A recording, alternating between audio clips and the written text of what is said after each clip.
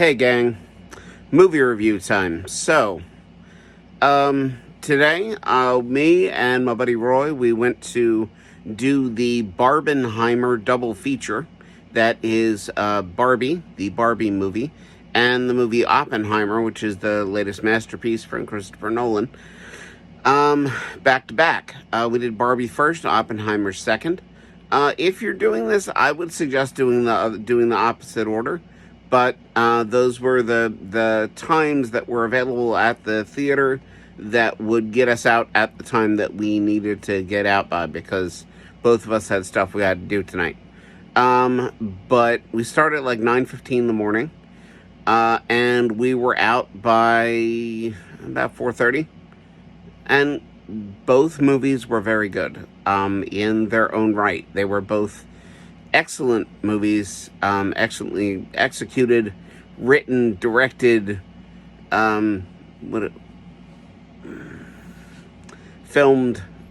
Everything was really good. However, they were also very, very different. Let's start with Oppenheimer. The movie is about Robert Oppenheimer, who was a scientist in 20s, 30s, 40s. He was the guy that was responsible for building the first atomic bomb. He was considered to be the father of the atomic age. And it was about his life. A lot of it was told in flashback. A lot of it takes place in the mid-50s, where he is being accused of being of colluding with communists, with the Russians, and he's being investigated by the McCarthy Commission. They actually were a thing; they actually existed, and they actually investigated a lot of people as being possible communists who were not, Robert Oppenheimer included. But the movie does an excellent job of showing you all of the stuff that he had to do to get the people he needed, to get the team together that he needed, this other scientists together that he needed, to build an atomic bomb, to build this first weapon of mass destruction. And it focused a lot on how that affected him as a person. It gets a little bit into why he did it, but it didn't really focus on it a lot. In reality, he agreed to be part of the Manhattan Project for a lot of reasons. The main one being he saw the potential in atomic energy, which still exists, and he was also Jewish. He wanted to be part of delivering a killing blow to Hitler and the Nazis. That was a lot of why he signed up with the Manhattan Project. In the process of that, he had to move himself and his family, his wife and child, to a small town in the middle of nowhere that he had built specifically for this project, for this purpose. And he had to convince other scientists, the top in their fields, to also move to this small town in the middle of nowhere, drop any work they're doing, any projects they're working on, any classes that they're teaching, and move out to the middle of nowhere to help do this top secret project. And it was about how he convinced other people to do that, and why he convinced other people to do that, and why he did it himself, and about all the personal struggles that he went through, and all of that. And like I said, it was very, very interesting.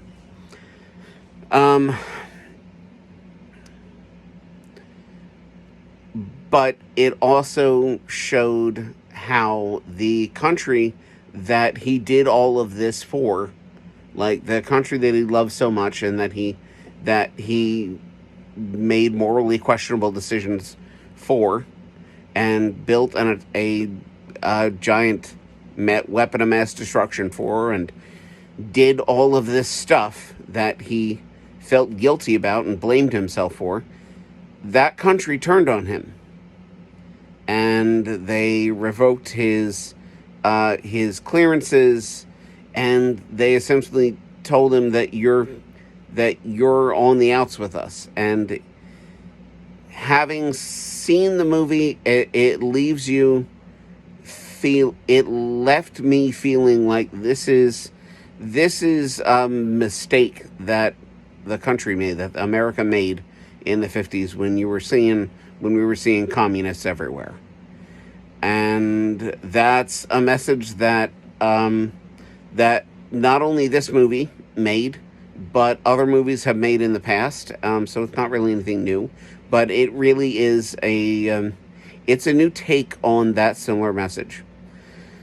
The Barbie movie, however, the the best way I can describe it is that I walked into that movie theater expecting one thing and got something else entirely. Um, I expected it to be light and silly and fluffy, and the story of like an action figure or toy that's been around for 60 years and has been part of pop culture and part of American culture for since the late 50s. And that was what I was expecting, something light and silly and fluffy and fun. But what you get is a story that starts out there and goes into something deeper. It takes a look at this one character, at the one Barbie played by Margot Robbie, and all of the other Barbies that live in her community in Barbie Land.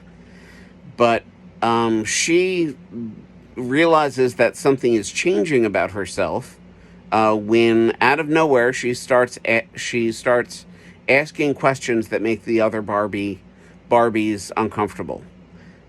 Specifically, have you ever thought about death?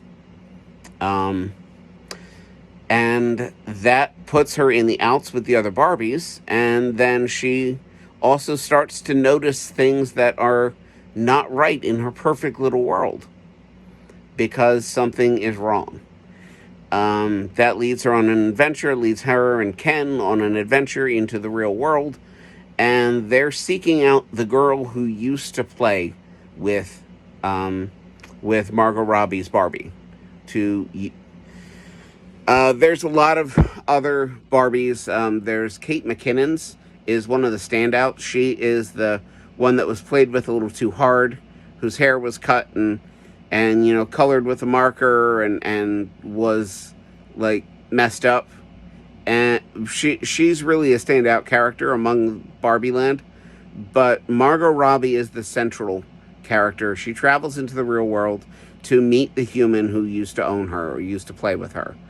And that's where America Ferrera's character comes in, who, in the course of this movie, has one of the best monologues I've ever heard for an actress, for a female character.